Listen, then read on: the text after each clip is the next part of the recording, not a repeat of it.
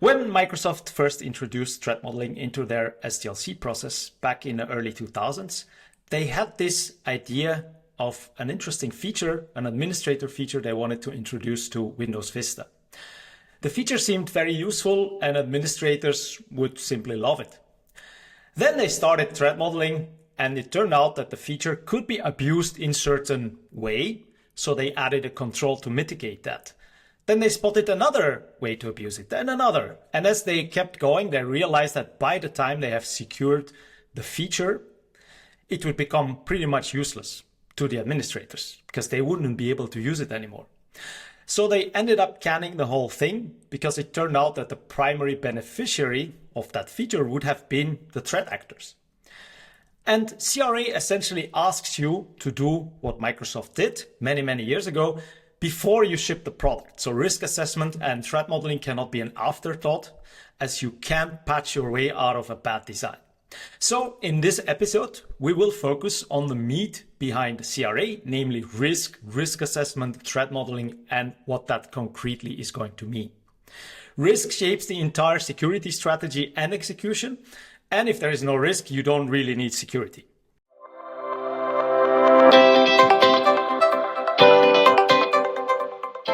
Hi, my name is Aram and I am your security expert. And I'm Lara, your legal expert. Before we start, we would like to present something that we're very excited about, namely the CRA Framework. Why did we create the framework? Now, the timeline for CRA is approaching very fast, and in our last episode, we talked about two critical dates. September 2026, which is this year, actually it's virtually tomorrow, where you have the obligation to report vulnerabilities. So you need to figure out if you have actively exploited vulnerabilities, are running around, or severe incidents, and you have to report them. And then December 2027, the CRA becomes fully applicable, which is, by the way, still pretty much tomorrow if you think about systematic approach to application security. Unfortunately, today, we don't really have much to work with. We have the text of the CRA, there are some draft standards in place, but the question is, how do you really get ready for compliance? So this is why, together with Lara, we took a deep dive into the CRA from both legal and technical perspectives, and we created a minimum framework to help you prepare for compliance. And we didn't really come up with this framework out of the blue. We didn't create these categories and requirements just from using ChatGPT or whatever AI engine you like. We have actually leveraged an industry standard application security management framework, OWASP, Software Assurance Maturity Model, or SAM. As a result, we have this minimum viable framework, which provides you with the shortest possible path to becoming CRA compliant. And throughout the remainder of the episodes in this series, we will reflect on the CRA through the lens of these frameworks. And we will also provide you with guidance on how to tackle certain expectations in the Act. By the way, if you're a SAM user, you could still use SAM and prepare for CRA compliance. The framework we have prepared is a trimmed down version of OWASP SAM, which tells you, okay, these are the things that you really need. The framework has three big technical topics, which you will find immediately in SAM. If you're familiar with SAM, you're going to see that they map nicely to OWASP SAM: risk assessment, technical requirements, and then vulnerability management. And then all these building blocks, I'm going to call them, they are tied together with documentary obligations, which is a cross-cutting theme across these bigger technical topics. So SAM doesn't really care about documentation, so documentation isn't really in SAM. And then the second key difference with SAM is that SAM focuses on risk from an organizational perspective, while CRA, although CRA still cares pretty much about organizational risks, it is also highly focused on the end user, something that you don't typically consider when you are doing a risk assessment from an organizational perspective. Let me rephrase that. You do consider end users in an organizational perspective, but not in that type of detail and nuance. And we're going to talk about it more today together with Lara. A couple of use cases for the CRA framework. So you can use our framework together, ideally with the SAMI tool, to prepare for compliance by first of all, doing a gap analysis. You can run through the framework for a specific product with digital elements, answer each question of the framework, and see where your gaps are. Once you know where your gaps are, you can set up an improvement plan to tackle those gaps. And then finally, the SAMI tool can and this is not part of the framework itself, it's part of the tooling. It's going to help you also generate compliance documentation, such as your product categorization, your product inventory, your risk documentation, security controls, best practices, and so on. By the way, this is a feature we're still working on, so don't look for it in the SAMI tool if you're watching this podcast episode. Now, my first question to Lara is, how important really is risk assessment for the CRA? If you were to get anything from this episode is if you do not do a risk assessment, you don't comply with the CRA. Not just do, but do a well-done risk assessment. We were presented from a legal standpoint with this risk-based approach.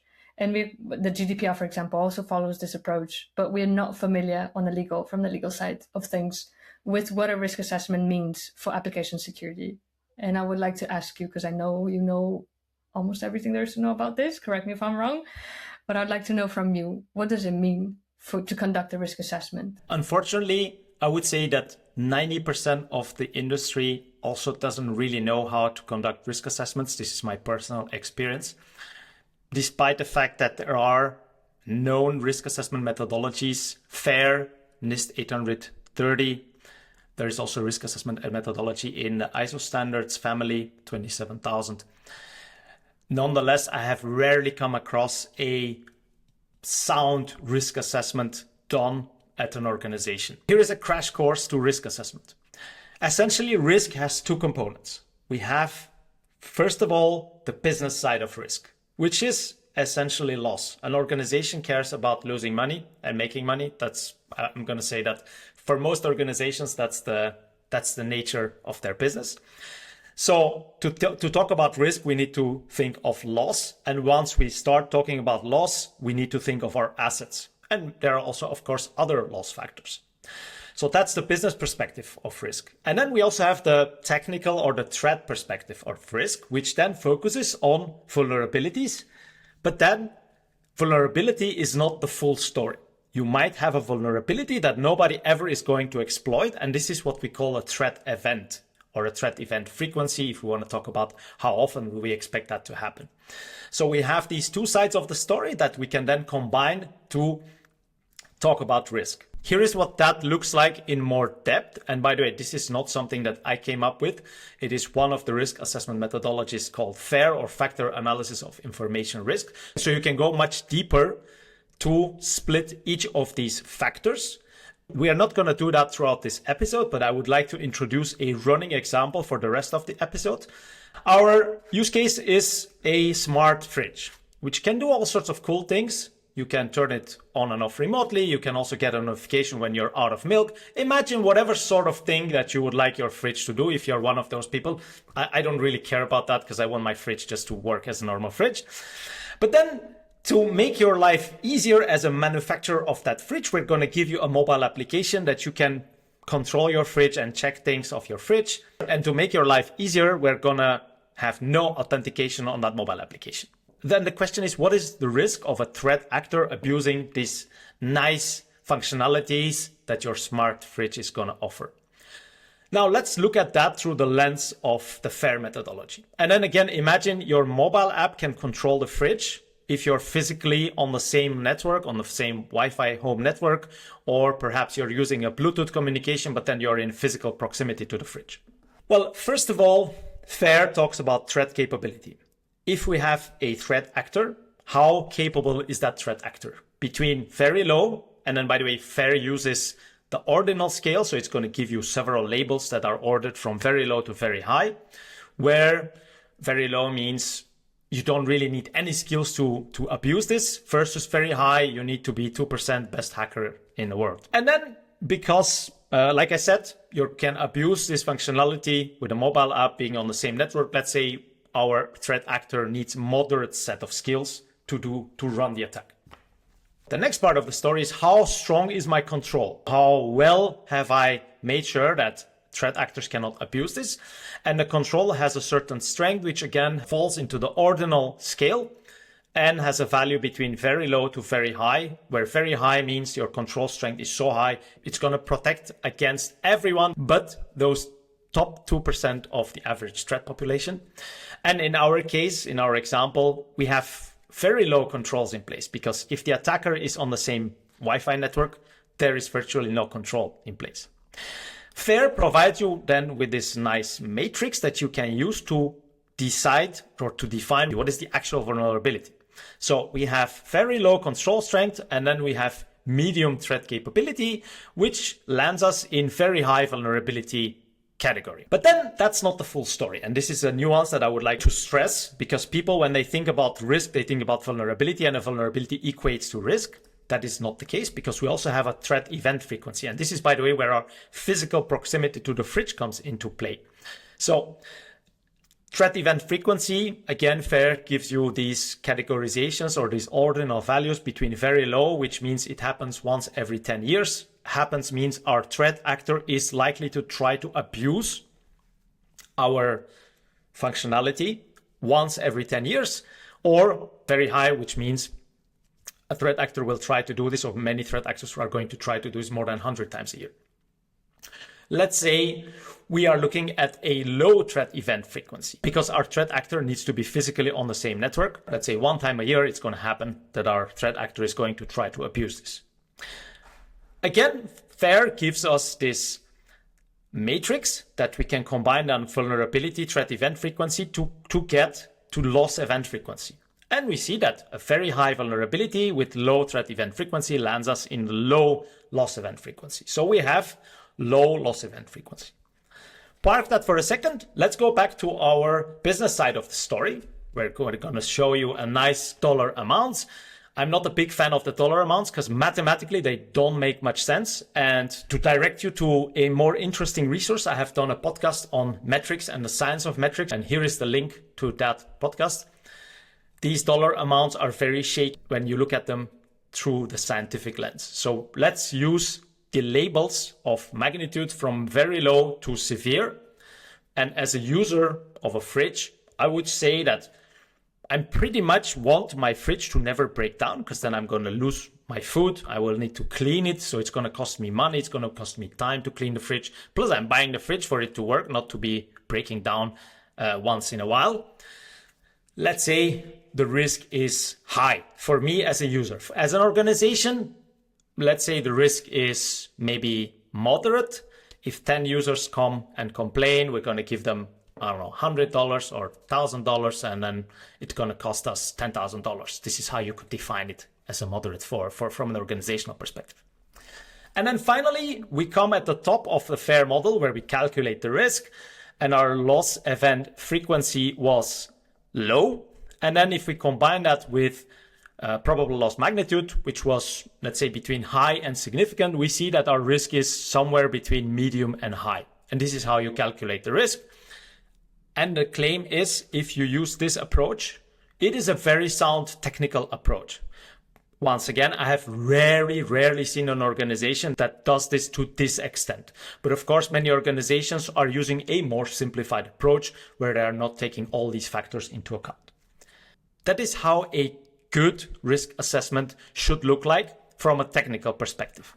But of course, even from a technical perspective, there is no one way to do risk assessment. I've also seen other ways to do risk assessment that are more or less equally sound, or at least not bad. Then my question back to you, Lara, is how does CRA look at risk assessments? Which are the key factors or the key criteria that I should have in my risk assessment methodology?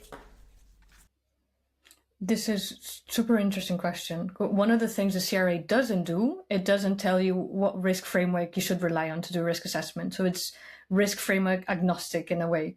So you can choose your own risk framework, how you're going to internally evaluate risk. But then think of this. You are telling these internal documents that you write on your risk assessment, they're going to tell a story to someone from outside of your organization. But someone from outside, they don't know what you do. They don't know how you think. They're going to come and ask you, tell me why you did the risk assessment the way you did. Why did you choose these risks? Why did you treat them the way you did? You have to tell me the context of your product. You have to tell me why, explain to me why you're accepting or you're treating risk the way you treated risk. Then you conduct your risk assessment, and I want your train of thought, your reasoning on why you conducted the risk assessment the way you did. And then you need to log your risk treatment. You need to tell me, why did you treat risk the way that you did? And you also have to do versioning on the risk assessments. Just to give you more insights on these two topics, the context and the acceptable risk criteria, you have to tell me, someone that doesn't know anything about your product, anything about your organization besides what I see. For example, I have a hardware, the fridge. I see a fridge. I don't know the insides of the fridge. I need you to tell me what that is. And when you were building the product, what did you think the product would be doing? What did you sell it to? So you have to write down to me the functions of your product, the intended purpose of your product. You need to write down, where is your product going to be used? What is it going to be used for? Who is it going to be used by? And all of these things, they become assumptions for your risk assessment. You're going to do your risk assessment based on these things. And then it goes to the next step, which is acceptable risk criteria. I need to understand the logic that you chose to accept or to treat risk the way you did. You're telling the regulator or other parties, you're telling them, why did you deal with risk the way you did? You're justifying your reasoning. This can include, for example, the technology you had available, the cost of it, the possible reputational damage to your company, the regulatory requirements you might be under, risks to users, amongst other things. One more nuance I would like to focus on is, how does CRA define or deal with risk? In an ideal world, from an organizational perspective, I come up with my risks during my risk assessment, and then I'm going to mitigate the risk. I'm going to come up with a set of controls. And then the mathematics of this is, how much are controls going to cost me versus the risk that is going to hurt me? But how does the math work in CRA where we have users involved? So if a fridge can physically harm a user, an organization that builds the fridge is going to put a certain amount of money on the user's life. How does the CRA look at this? We still don't know. Interesting. Because there's no case law, the law is not applicable. Interesting. Yeah. And then I have another very silly question, which might sound almost too trivial to ask. But imagine I have the good, the bad, and the ugly organization. All of them produce fridges. The ugly organization doesn't do anything, doesn't do a risk assessment. I have a better fridge producer who does a risk assessment, but then says, I'm going to accept all the risks. I don't care. I need to sell this fridge. I don't care about security. By the way, this is what the real story is outside on the market right now. And then we also have this very diligent fridge producer that does a risk assessment and mitigates most of the risks. I would assume that producer A is going to get a fine. What about the producer B versus C? So how about an organization that does a risk assessment but says, my risk acceptance criteria is we just accept everything as risk. We don't care. And then we have someone that is very diligent. As a lawyer, how would you look at it? Or as a regulator from CRA perspective, how would you look at those? I'm not going to say that producers B and C would get different fines or would not get taken out of the market, for example.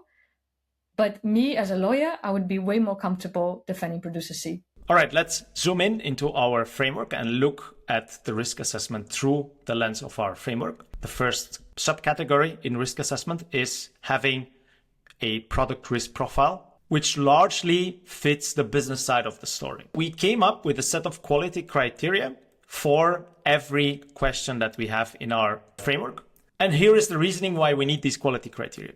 If I would ask 5 parties whether they have centralized and quantified product risk profiles to evaluate risk to their products with digital elements, some of them might have something very systematic in place, and others might say, oh, you know what, I was taking a walk yesterday and I thought about some risks and I wrote them down on a piece of paper. I put them in a drawer. Clearly that is not good enough. So this is why the quality criteria define the definition of done, or the minimum set of things that you have to do to make sure that you did a good job. And for this question, the set of quality criteria are largely logical and fitting things that we have already discussed. First of all, you need to define the intended purpose of the product with reasonable foreseeable use and misuse.